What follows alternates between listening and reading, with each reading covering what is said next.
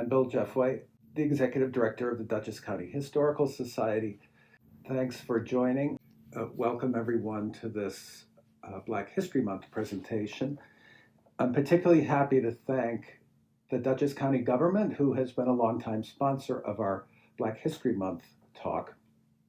And they are this February, and this is on top of the Rev 250 grants we've gotten from the Dutchess County Government have really helped us get the word out about the founding of our country, and tonight in particular about the contributions of Black residents. I also wanted to particularly thank Celebrating the African Spirit. I've been involved with that group for a long time, and thank you for their partnership and endorsement of tonight's program. I'll talk a little bit at the end of some of the amazing things they've done to help raise the profile of enslaved Africans and their descendants locally. So I've called this 1776 to 1876, the long journey of African Americans and the elusive promise of equality. I wanted to take America's first century because taking more than that would make this almost an impossible task. It was hard as it was. But it fits really in the context of what we're doing overall for the Revolutionary War programs. We are looking at Revolutionary Dutchess through the lens of its people, and there are some distinct aspects to the county that I would like to point out that are relevant to anyone that we're talking about here. We like to call Dutchess County the crossroads of the American Revolution because it was very much so geographically, right? The British wanted to split the colonies by controlling the Hudson River, and they controlled Canada and New York City. If they could have the whole river, they would have cut the colonies in half. And also we're between New England and the rest of the United States in terms of migration. So we had a lot of New England Quakers coming our way, and you'll see why that's particularly important to Black history. But we are looking at that diverse crossroads in terms of the journeys that different groups took toward the American promise of freedom. The words were all men are created equal. A lot of people who felt their gender or their faith or race should also be treated equally, heard themselves named in that. And so the entire program from the Dutchess County Historical Society is looking at the journeys of racial justice for Blacks and for Indigenous people, for women, for religious freedom, and for working class rights. And that will be part of the yearbook that will be coming out in a couple of months and launched at our membership meeting late April at FDR Library. So I just want to set up this idea. Why are we looking at the journeys of local Blacks in this century? Because we're looking at the journeys of a lot of different types of people or groups who wanted to advocate for themselves toward the promise of equality. We continue to use this as a benchmark. It was 1987. In the Dutchess County Historical Society yearbook, which was founded in 1914, so we're a long-serving historical journal, the professor at Vassar, Lawrence Mamiya, and the Black community leader, Lorraine Roberts, wrote an article calling for mentioning Invisible People, Untold Stories, a historical overview of the Black community in Poughkeepsie. And I think that's always been a kind of calling to us, or a kind of a benchmark. They laid down this proposition that there were many stories to be told, and I hope by the end, and we'll look at some in particular that are more recently told, we might feel that we're beginning to address what the professor and Ms. Roberts called for in 1987. So I lay that out just as a background. There are three particular chapters I want to go over. The first one is between 1776 and 1799, choosing sides and seeking the promise. And what immediately becomes visible is the dynamic you'll see all along is the parallel process of state and federal, progress or setbacks. And between 1776 and 1799, we have a series of either federal steps or state steps toward the promise of equality for blacks. And so that first section will take us through the Revolutionary War, how it came to be that 3 times as many blacks fought for the British than the American patriots. And then by 1799, when New York State formally grants the Gradual Abolition Act, actually establishing the first time that there's a promise, albeit delayed and gradual and down the road, but it is a promise of eventual freedom. The second section, 1799 to 1865, I look at because the process of New York becoming free, which happened in 1827 when slavery was abolished, was a kind of muted celebration by the Black community on July 4th and July 5th, 1827. We all know Abraham Lincoln warned the country in 1858 that a house divided could not stand. He said the United States will become all slave or all free, but it can't be either. It can't be part and parcel.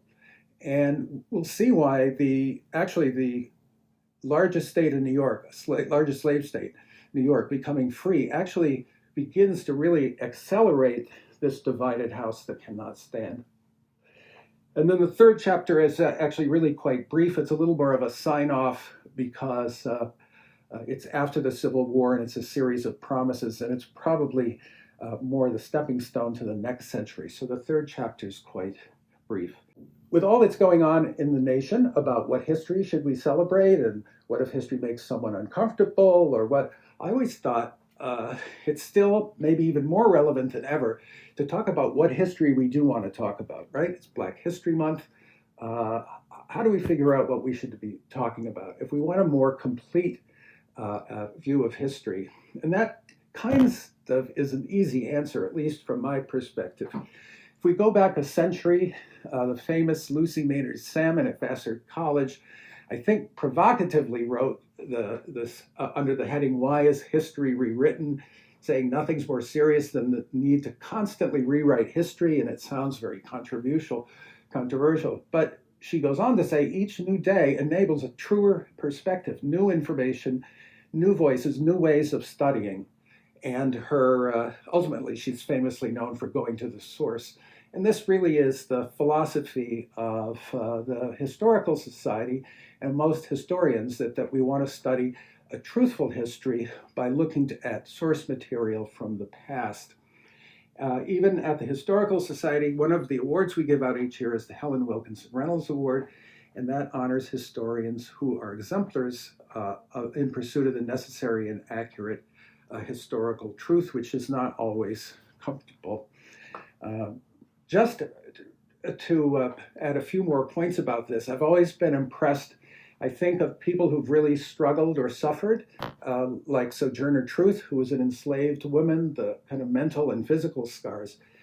She was born Isabella Baumfree, but she renamed herself Sojourner Truth because she felt that was God's mission for her. So here we bump into the importance of truth again. And then I was particularly impressed to see, when looking at Frederick Douglass's 4-hour speech at College Hill in 1858, was shortly after Lincoln's House Divided speech. He concluded the 4 hours at College Hill by saying, "Truth, however oppressed, however delayed, can never fail. God and humanity, time and eternity, in silence and in thunder, and in all the vicissitudes of existence, will, in the end, see truth triumphant." And of course, he said it a lot better than I did. But all these indications that we should go to the source and we should seek the truth, and that should be the guide for what history we study.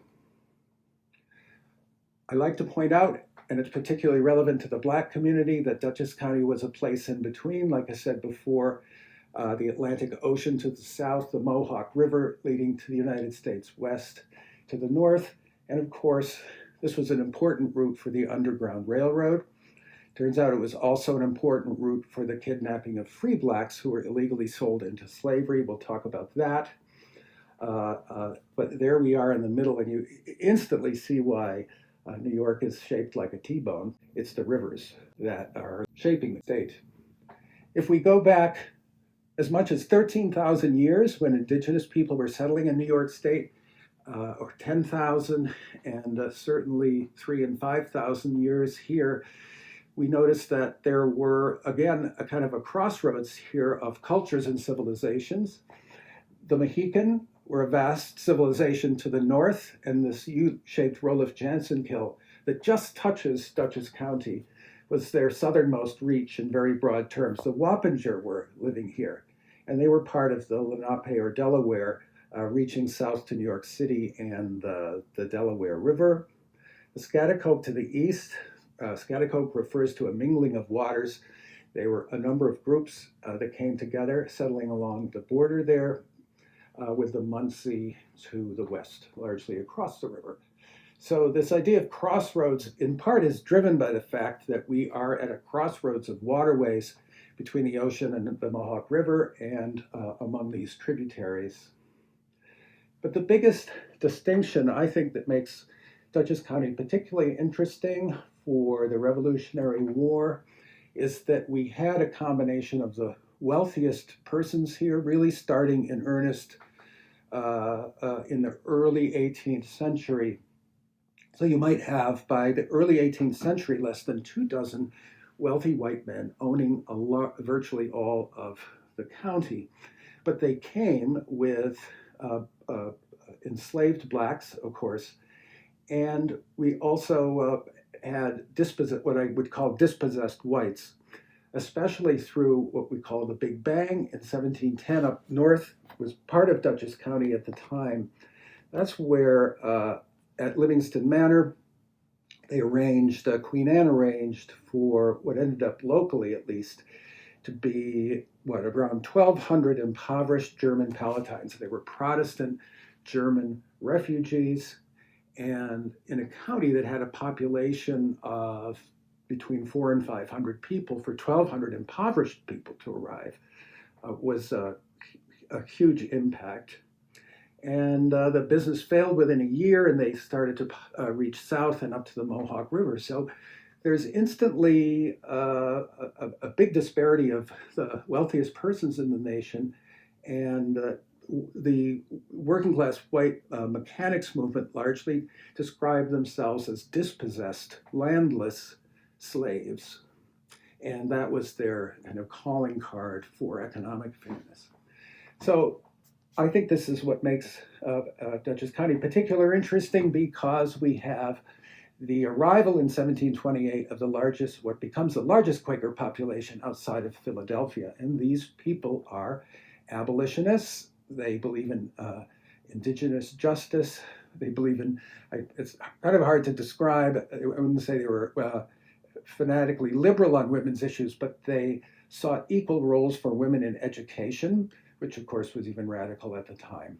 And through the channel to the south came Quakers from Long Island, and from the east from New England, who had these very distinct views that would clash with the wealthy people who were settling and who were enslavers. After the Revolutionary War, there's some great work by Del Upton, which showed that the military encampment in Fishkill at the time, the supply depot, and the militarization of southern Dutchess did two things. One, it pushed some of the Quakers further north, like into Milan and Pine Plains, but at the same time, there was a push toward Poughkeepsie and a wish for some to integrate more into the regular business and society. So we all know that there was this big split in 1827, the Hicksite split, but there were also these factions within Quakers struggling to decide if they wanted to remain isolated by moving north to northernmost Dutchess County, if they wanted to be more integrated into society and business in Poughkeepsie. And even though they weaken as a faith, many men and women who are local Quakers emerge as national voices on the stage for abolition and for women's rights and for indigenous rights. So finally, chapter 1, choosing sides and seeking the promise. I want to start largely here by going over profiles of some individuals. 1790 is the best information we have. Of course, the revolution was 1776, so a little before that, but the numbers are good in 1790, and we know that there were around 2,400 persons of color at the turn of that century and around the time of the revolution. And over time, the percent who were enslaved became lower. So you find that persons of color along river towns were largely enslaved, but those inland, because of the Quaker effect, there was a larger majority who were free. And this goes to the dynamic of Quakers, although they were slave owners themselves. In 1767, did step forward to start saying this was not something that should be tolerated, and it became a process of manumission, although it was slower than some would like, but it was certainly the earliest among the voices. So this dynamic of wealthy and impoverished, of enslaved and free and abolitionists and pacifists creates a really interesting dynamic in our county for the revolution when it comes to the question of equality. In terms, I mentioned that 3 times as many blacks supported loyalists versus patriots, roughly, we think. And there's kind of an obvious reason why. Lord Dunmore, November 1775, so just before the Declaration of Independence, declared, although he declared it from a ship offshore where he was trying to remain safe, he declared that all indented servants, Negroes and others appertaining to rebels, so if you were an American patriot who owned a slave, and if that enslaved a man was willing to bear arms joining Her Majesty's troops, they would be free. So there was a clear promise, although limited in scope. You had to be enslaved by an American patriot, and then you would ultimately get your freedom. It was designed for Virginia, but a lot of people heard it as kind of the British calling card, which wasn't necessarily accurate, but might have been wishful thinking. And what's interesting is the American patriot response is, remember, they're not Americans yet, they haven't declared independence, but it's almost hard to believe this is the American patriot response in Virginia. Here we have Edmund Pendleton in December of that year saying, hey, you, His Majesty's good and faithful subjects, are having your property stolen. All Negro and other slaves conspiring to repel shall be put to death. And so this is done under a kind of righteousness that those for the American Patriot cause are saying, we will protect slave owners' property rights. There was never kind of a broad statement made, and some states like Rhode Island got more progressive and built black regiments and so on, but there was never kind of a big promise to blacks across the states as to the implication of their work. So as a result, you really have some interesting things going on, and you don't always have the enslaved person aligned with their owner, but in this case we do. This is an amazing story from the Committee to Detect Conspiracies. And basically what was happening in Rhinebeck was there were 2 enslaved men named Jack, one owned by an American patriot, one owned by a British loyalist. And the enslavers were trying to enlist actions of the enslaved persons against each other. And ultimately, this was about persuading an enslaved person to burn the barn, which is about the worst thing you could do after the summer harvest and all the animals are in it. Kind of the worst thing you could do is burn down the barn of someone. But this was being plotted, and we call him Patriot Jack. Instead of going along with it, Patriot Jack, the enslaved black man, went undercover, gathered information, and then testified to the Committee to Detect conspiracies. And the loyalist Jack and the loyalist enslaver were taken before the committee. They actually kind of got off lightly after promising that they would be loyal to the United States. But it's an example where the division, and some say that Dutchess County might have been as much as 2/3 loyalist, because remember, that was the standing order. The American Patriot Cause was the cause that was disrupting the natural order and the way things had been.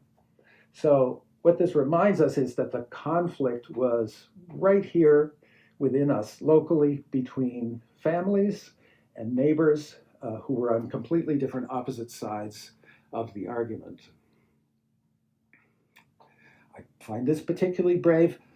This is mentioned by Michael Groth, who is an amazing researcher. I've tried to find the original newspaper ads.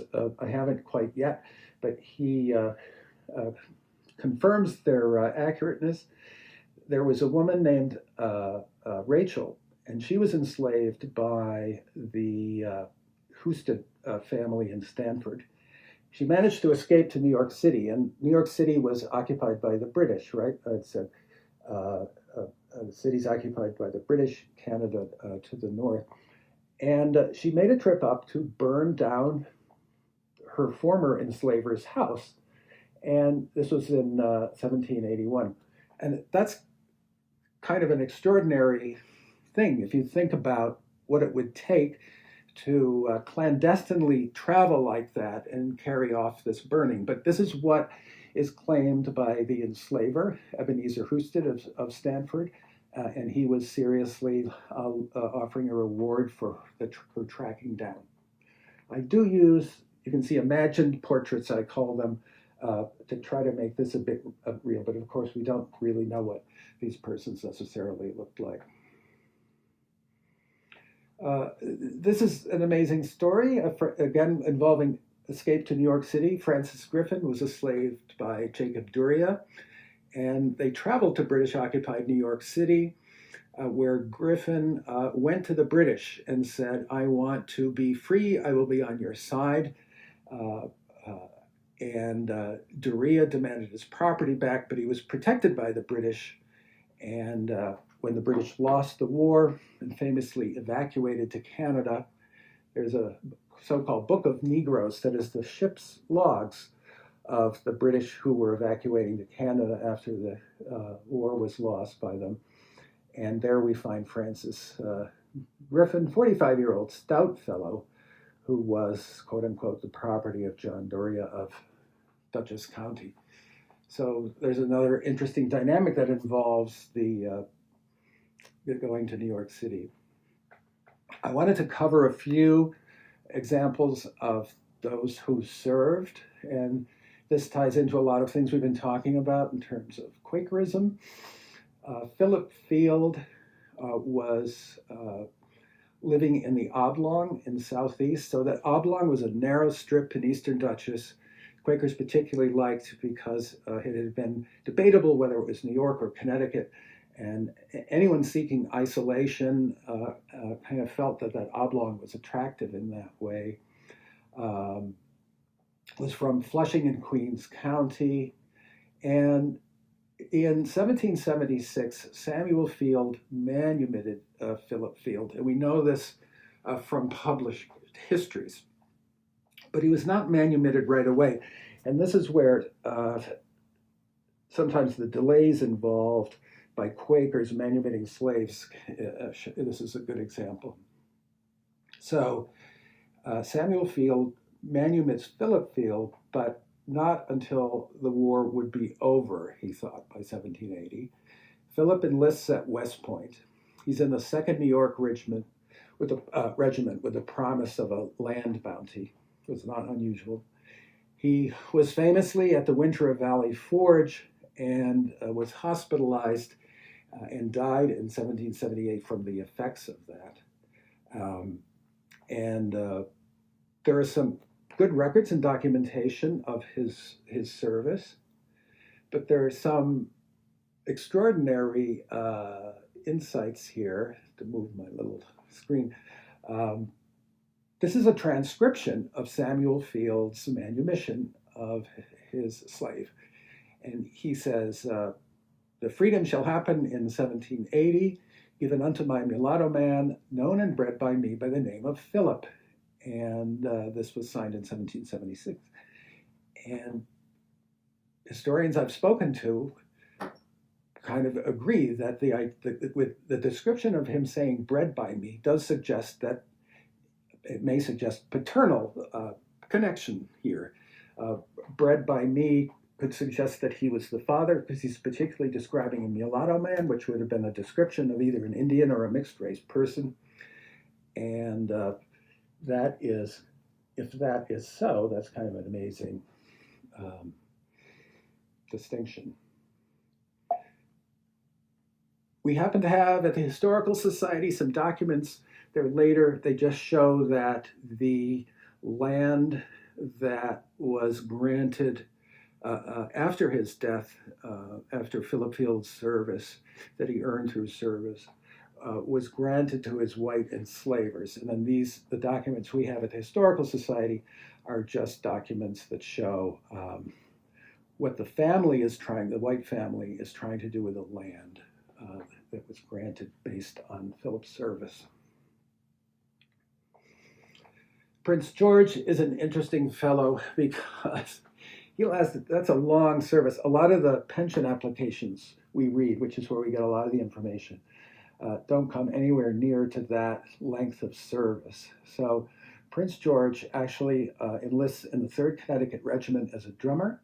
Drummers are paid a little bit more than privates, musicians are, because they're seen as out front and in danger and more specialized than a private. He ended up dying impoverished at Freemanville in Beekman. We've known that Freemanville has been a free Black community in Beekman for a long time, but through these records we gain an insight into just how impoverished it was. So he was not able to become a landowner, and he had very little personal items that he declared when he was applying for his pension to prove that he deserved his pension. But there's some amazing thing. This is he would have been very involved famously in this raid on Long Island, where coming out of Connecticut, this regiment landed on Long Island in the middle of the night and raided a lot of British stores, took a lot of British vessels and stores, and the leader of that group was recognized by Congress. So Philip Field would have, Prince George would have had a very interesting first couple of months. His pension application shows a discharge signed by George Washington, and on the right are items from a museum that happen to relate to him that show his pay and the interest that he's getting. So he starts off well, but somehow ends up later in life in Freemanville, and he declares in his pension application that his total personal estate, and he owns no property, is a pot, 4 chairs, a pair of is that cast iron knives, 3 knives, 4 spoons, 2 bottles, a jug. Anyway, you get the idea. So somehow he ended up being quite impoverished at the end and not able to own land, which means he wouldn't have been able to vote. Jacob Lyles, one of the more interesting ones I find, because he has a very lengthy pension application. Sadly, in part because he wasn't granted that one, so he had to reapply a lot, but he served in New Jersey. He was a fifer, he was a guard to protect stores and ammunition, a renter of bullets, a forage master in charge of the food and the supplies, and an armed guard over a couple of years. And he ends up in Milan buying an acre of land for $50. At a time when the requirement to vote was $250. But his story is particularly interesting because it helps us understand a little bit about why Lorraine Roberts was talking about invisible histories. These blue and yellow signs that you are familiar with were ironically generated around 1925 to 1935 to recognize the 150th anniversary of the American Revolution. And unfortunately, you didn't have to supply much fact-based information or sources, so Lucy Salmon wouldn't have liked that. So the local people decided that instead of it being the black burial ground, what it was Jacob Lyle's homestead. He was the first buried there. Other blacks lived there and were buried there.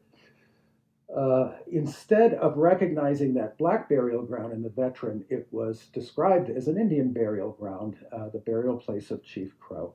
And it turns out Chief Crow, by any means we can evaluate, is a fictional character. The lot was known as Crow Lot because it was a black burial ground. And the closer truth is that Revolutionary War veteran Jacob Lyle, his wife Betsy, and other people of color are buried here. But I am happy to say the town of Milan has recognized Jacob Lyle on their Veterans Wall. Tone Waring is interesting because, again, at a brutal service, he appears to have left Long Island as the British were arriving and occupying. He enlisted on condition of his freedom. He was a sapper and a miner. Those are the guys that have the axes that try to take down or erect these parapets right at the front of battle. So whenever they're approaching someplace, they're the first in to take down the obstructions that have been put up.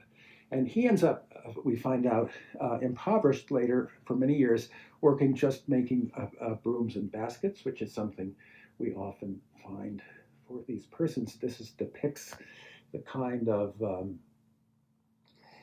work that he would have been responsible for.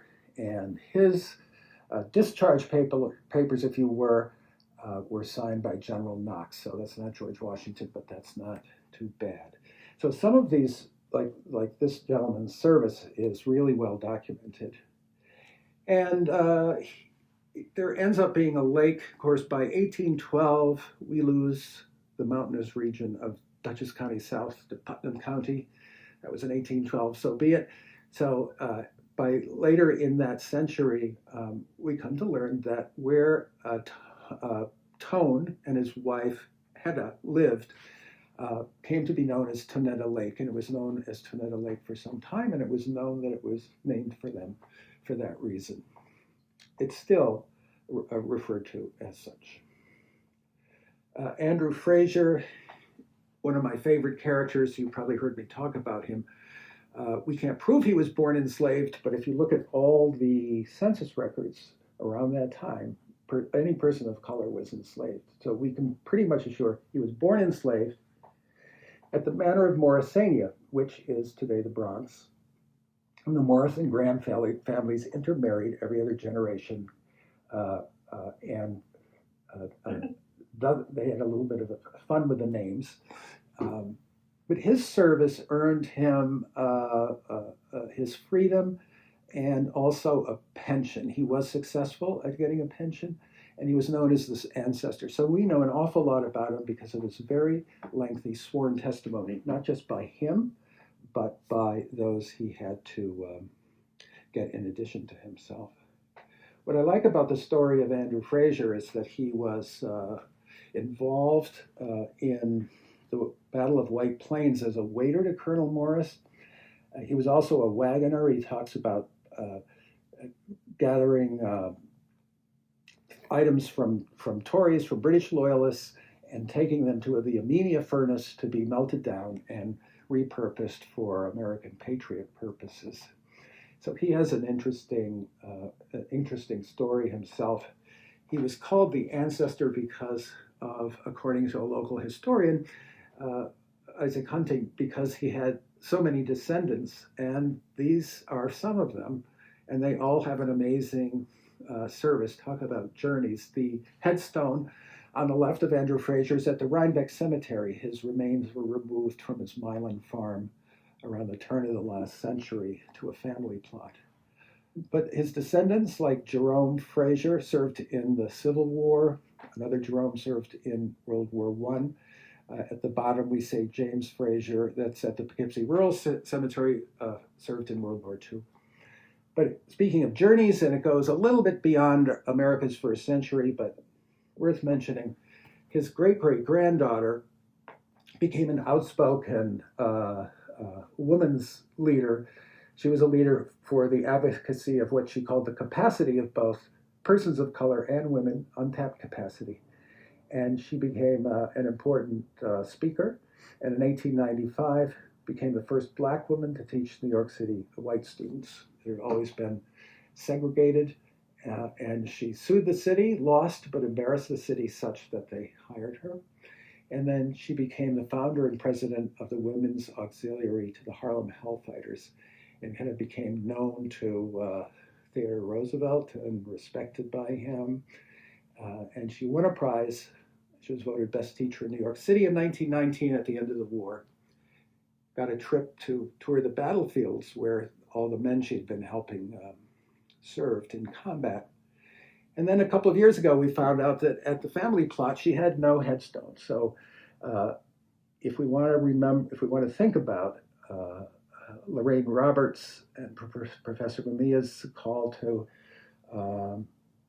talk about erased histories or make these histories visible, one of the ways we do that is by creating physical monuments. And in this case, Susan Elizabeth Fraser now has a headstone at Rhinebeck Cemetery next to her famous ancestor. Chapter 2, 1799 to 1865, green checkmark, state promise emerges, right, with the 1799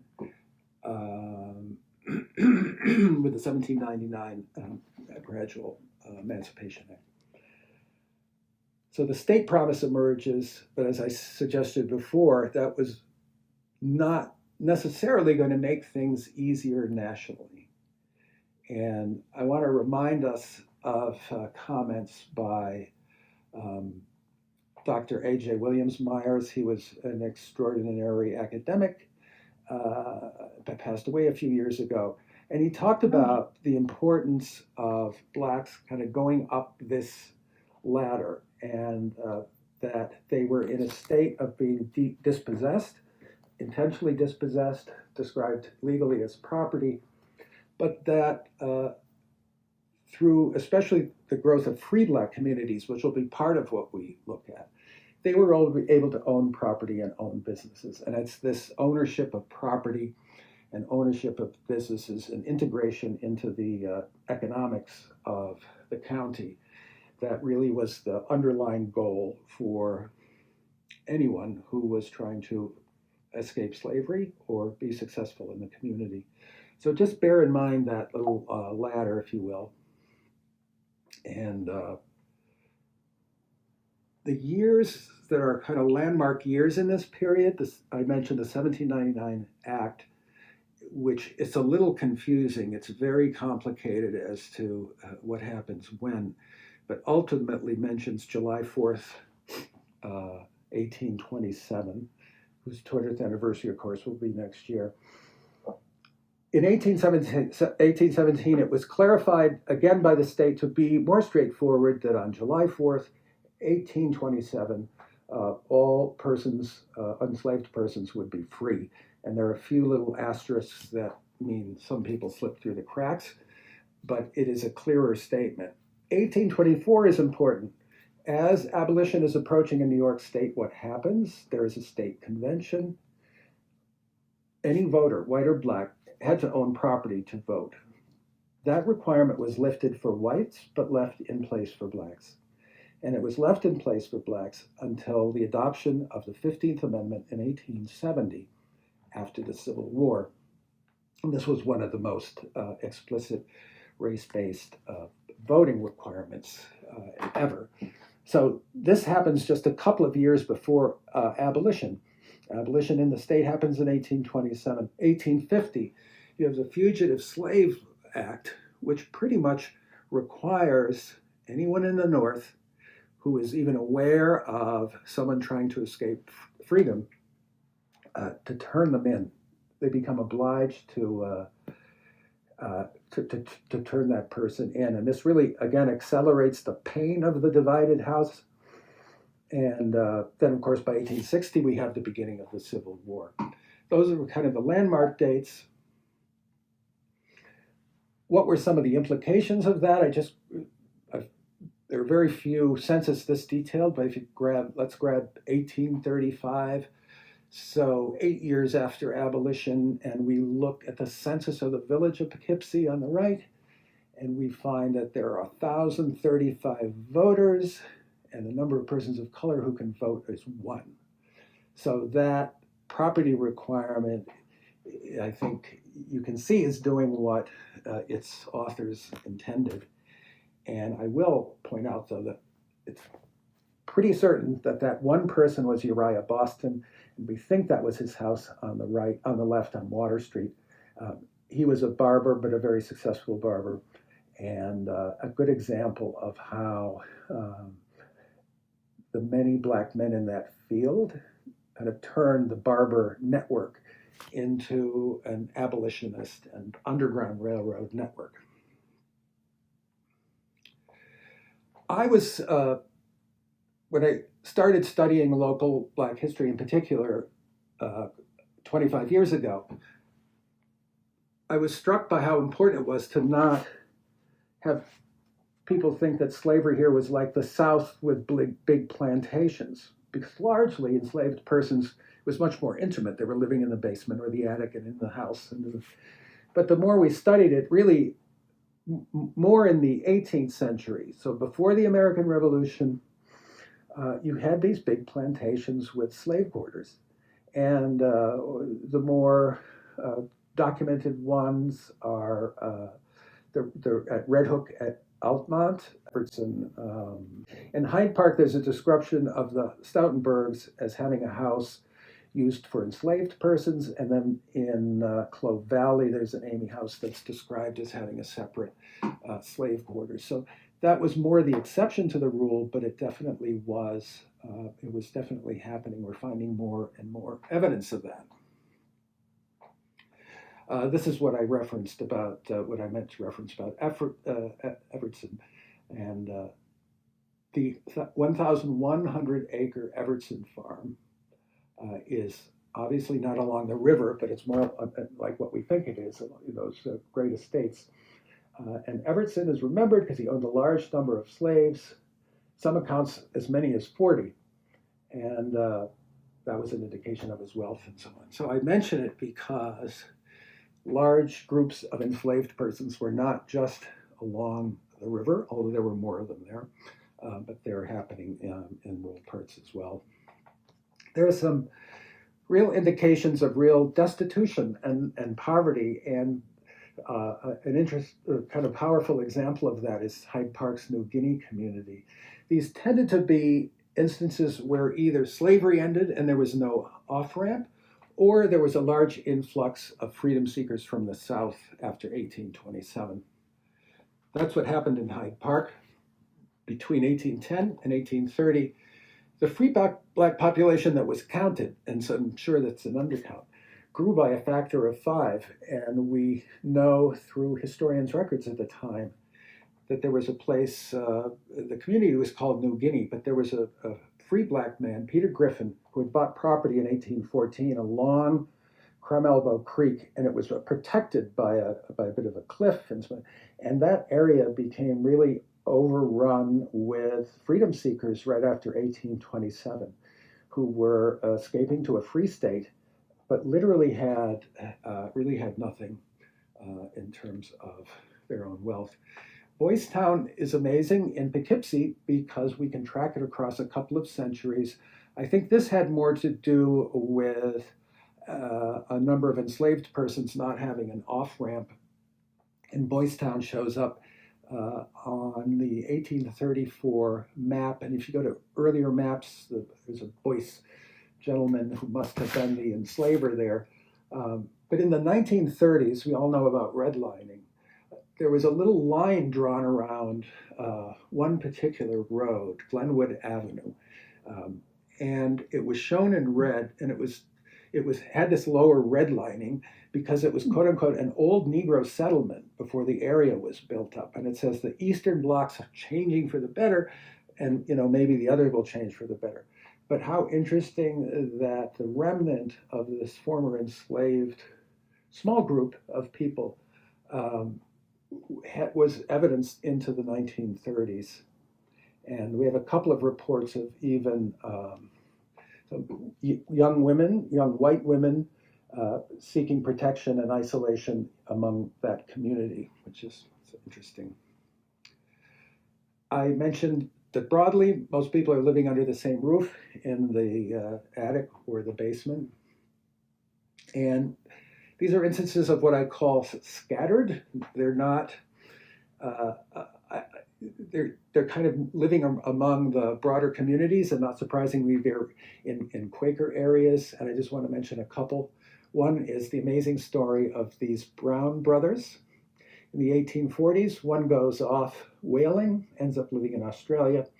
The other stays here in Poughkeepsie, and they have 40 years of correspondence between each other, and the letters survive among family descendants. And recently, a family descendant from Australia was here looking into their history. So these were brothers who were living not necessarily in a free black community, not necessarily isolated in a cabin away somewhere, but kind of among the community, who the local Poughkeepsie gentleman ended up being a successful businessman, stove maker. And the brother in Australia was also successful. But the people we know best, probably, who meet this criteria are Abram Bolin and Anne, his wife. After he grew up in Dover, in this safe area for free blacks, he came to Poughkeepsie and became a successful grocer, married Anne, and raised a good number of children in this house that still stands. And in terms of journeys, now we'll really go beyond our 1 century, but it's worth it in this instance. This house is where their son Gaius Bolin was living when he and his wife had a child called Jane. We'll talk about in a moment. But both Abram Bolin and Gaius Bolin were janitors at the courthouse. That was part of their work. But they had other things on their mind, because Gaius became the first black graduate of Williams College and the first black lawyer locally. And Gaius's daughter, who was born in that house, became the first black female judge in the United States. There she is being sworn in by Fiorello LaGuardia in 1929. And so they are an amazing journey, if you will, of 3 generations and what can happen. I mentioned a couple isolated people. There's a Peter Jackson in Milan who's described as living in a hut set partly in the side of a knoll. We hear a lot of rudimentary houses that are almost like lean-tos or kind of carved out of the side of a wall. In Pine Woods, in Hyde Park, Solomon Garnett lived in a rude stone house, half cellar in the side of a hill. Through a diary, we know about the Tompkins place, where an unnamed former enslaved person was living in kind of the most rudimentary of situations. So, but these are, I describe them as isolated because they're not really part of a bigger community necessarily.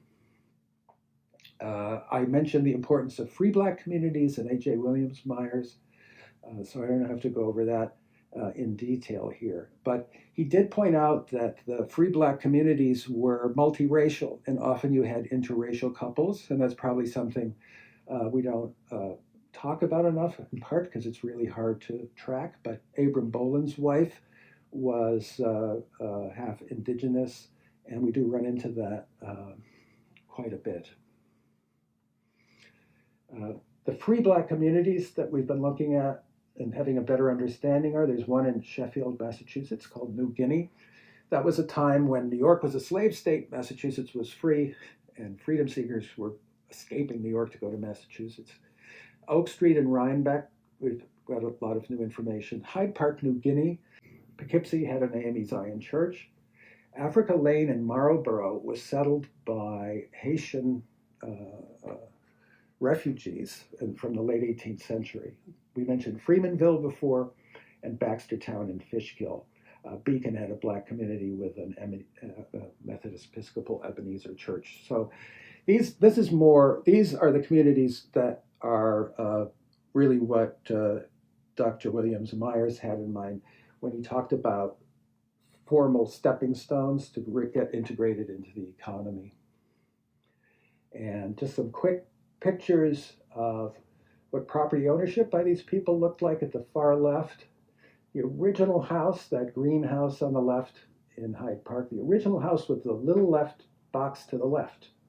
These often, the initial houses were no more than 17 square feet, 17 by 17. And also that big white house in the middle, that is Oak Street, Rhinebeck. And again, the original house, because we've been in the basement and looked at the stonework, the original house, and this was a woman who owned and built that house. The original house was the little square piece off to the left, and some other examples. So there are surviving examples, some from quite early, in the early 1800s, that help us understand what that looked like.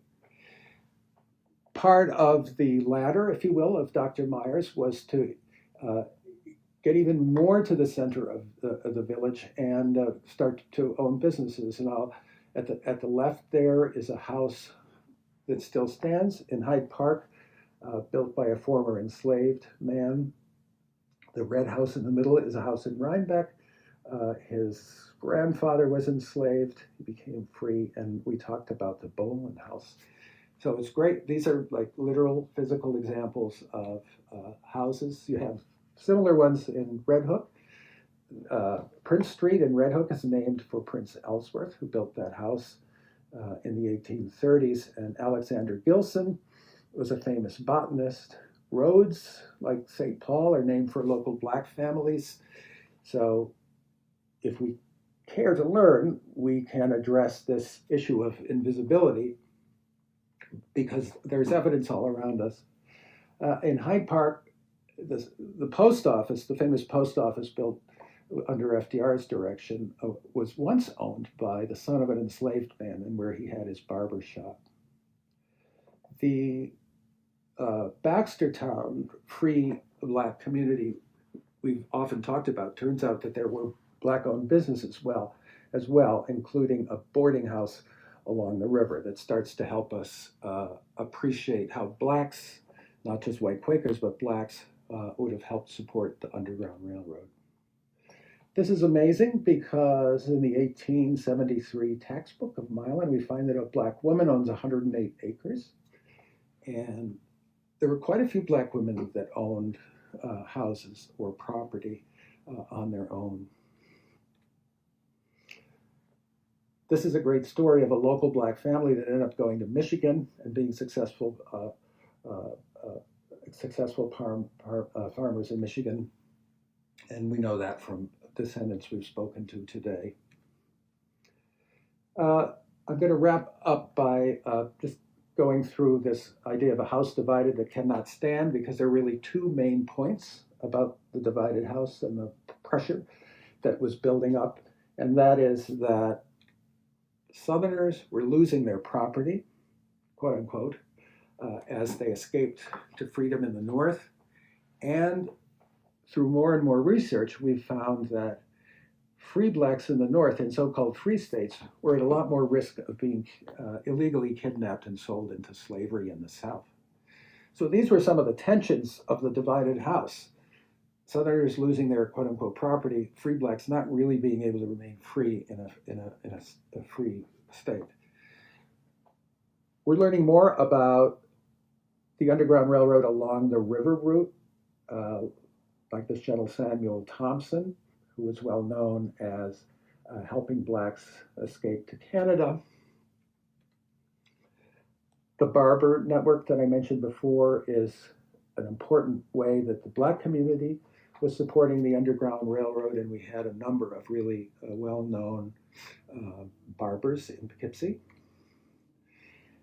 The navigation along the river, Paul Cuffey is a famous black whaling captain, and we know that he did business in Poughkeepsie, so his ship would have been coming in and out and going around the world.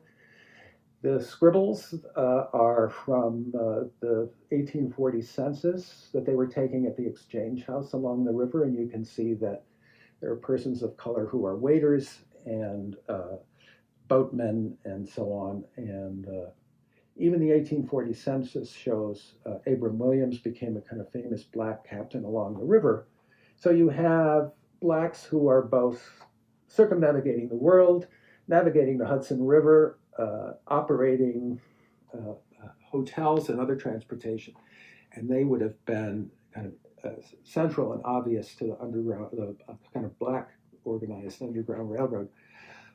An example of a family involved, and it's interesting, they're from Maryland. Maryland was, the border where the escape to the north was happening, and there was a family in Oak Street, Rhinebeck. Three of the boys were killed when, famously the steamboats raced each other and they blew up quite a bit. So you have this amazing headstone of four persons in Rhinebeck who died in a steamboat accident, but their father, Dennis Savoy, was involved as a black boatman on the steamships. So when you really look, you see a lot of opportunities for the black-led Underground Railroad.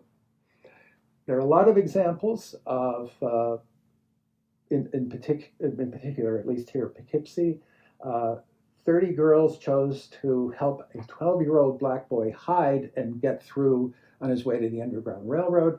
I don't know how accurate that story is, but it was published in the Liberator, the black paper. And then we know of a slave girl was brought to Poughkeepsie by Mrs. Wharton of Texas, and she managed in 1847 to escape to her freedom. Good for her. Even by 1860, there were fugitive slaves arriving from the south, walking across the frozen Hudson River, and more and more instances of this kind of travel. One of the most amazing ones is Robert St. John. We know from local historians that he didn't use the New Guinea community in Hyde Park as a transit stop, but as a permanent destination. So no doubt he was on his way to Canada, having left Brazil. He wasn't thinking, well, I'll just spend the rest of my life in Hyde Park. But he did spend the rest of his life in Park, and his wife and children are buried in Rhinebeck. He seems to be buried in Rhinebeck, although the stone doesn't reflect that. Quackenbush was a successful farmer in Hyde Park's New Guinea community. So I mention these all as people who could have and were likely to have been involved in the Underground Railroad, persons of color. And then this flip of the risk of kidnapping.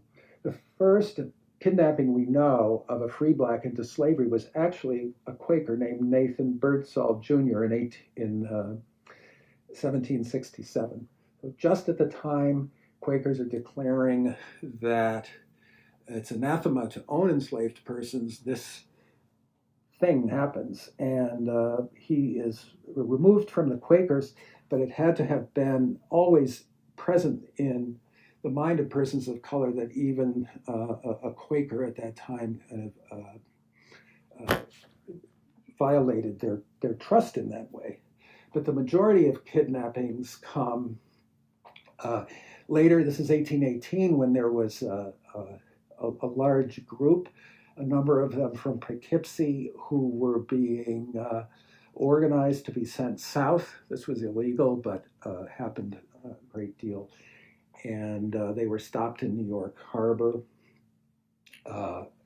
J.W. Pennington reports of a young man named Goman who was, in 1831, kidnapped by the promise that he'd get some oranges if he went on board a vessel. And then in 1832, there was a kidnapping of a young boy by Isaac Butler. He ran a carriage operation, horse and carriage operation. He went to the south with a young boy and came back, and the boy was not there. Isaac Butler said he ran away. Long story short, the message gets back that the boy is alive and trying to get back, and he does get back, and Isaac Butler is taken to court. So the more we focus on that, the more we find. So between 1865 to 1876, as we know, the federal promise emerges as the 13th, 14th, and 15th constitutional amendments after America's deadliest war, right? 2% of the American population dies, would be the equivalent of 7 million people today.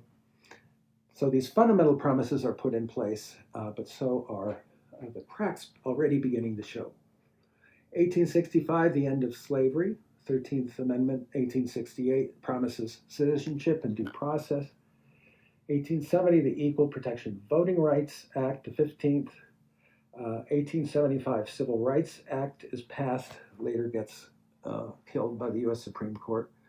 But in March of 1876, there's a ruling that was involving some violence in the South that kind of gives a loophole for some extremists to have had taken violent action against a group of blacks.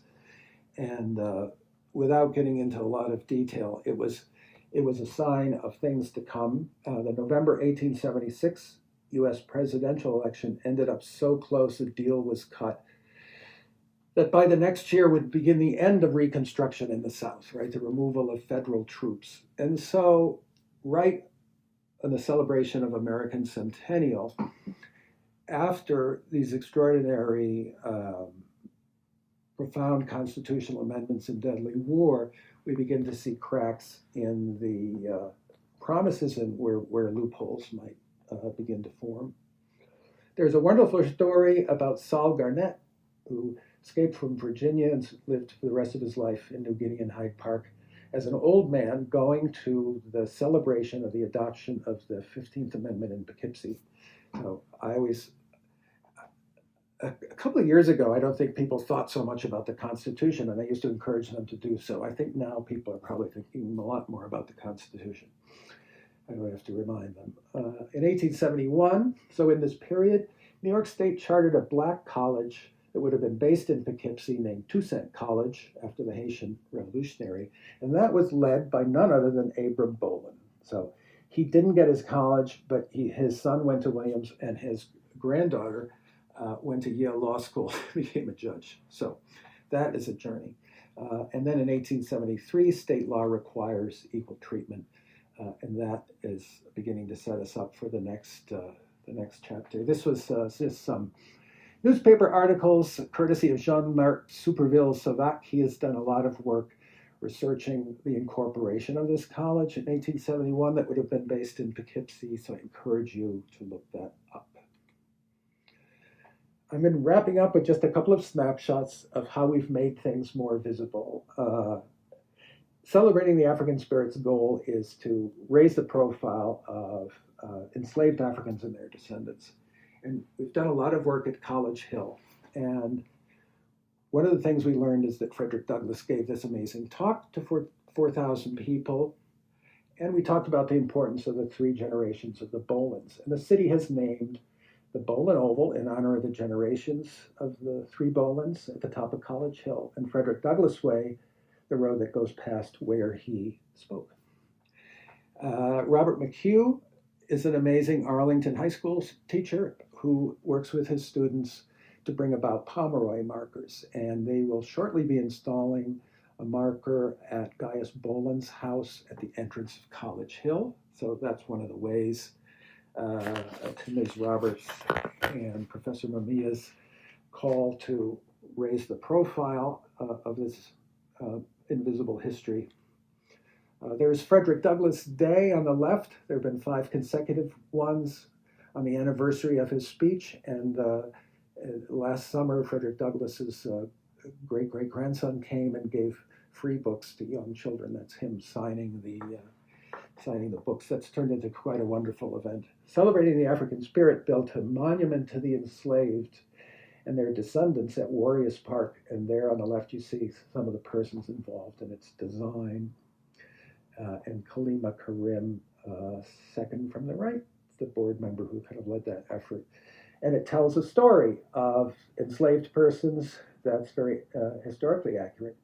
And I'll just mention, I was taking some people down to see the monument. That's the little walkway elevator. And the woman on the left said she had just learned that she was a descendant of enslaved persons, and it was very meaningful for her to go to the monument. And I thought, this is why it's important that these stories are told. Sometimes we raise the profile of people like poor Susan Elizabeth Fraser probably never thought she'd have a Wikipedia entry, but she now does as part of what we do. We advised the town of Rhinebeck on a new street name, and they're going to call it Sally Gilson Way. She was the first, earliest landowner on Oak Street, Black woman. And so there I wrap up with some images of the Jackson family of Milan, the kind of people we were talking about who kind of over that century saw their parents and grandparents, saw their expectations and hopes kind of raised with steps forward and a step and a half back. But anyway, I hope that helps you understand a little bit of the journeys they went through. The things that I'll just mention that are available to you are our encore edition of Local Black History is it's on Amazon, but it's free online. We hope students will use it. And we developed with the county grant American Journeys inspired by Lafayette. It looks at a local free Black couple naming their son Lafayette Williams after Lafayette's 1824 visit. Lafayette Williams went on to give his life in the Civil War. Anyway, there is great work done by Henry Frischknecht of Rhinebeck's 7th grade public school. Those are some paintings from Henry Frischknecht's class after they studied some of the local Black histories. And so that just leaves me to thank Celebrating the African Spirit and the Dutchess County in particular for all their very practical support in allowing this to come to life.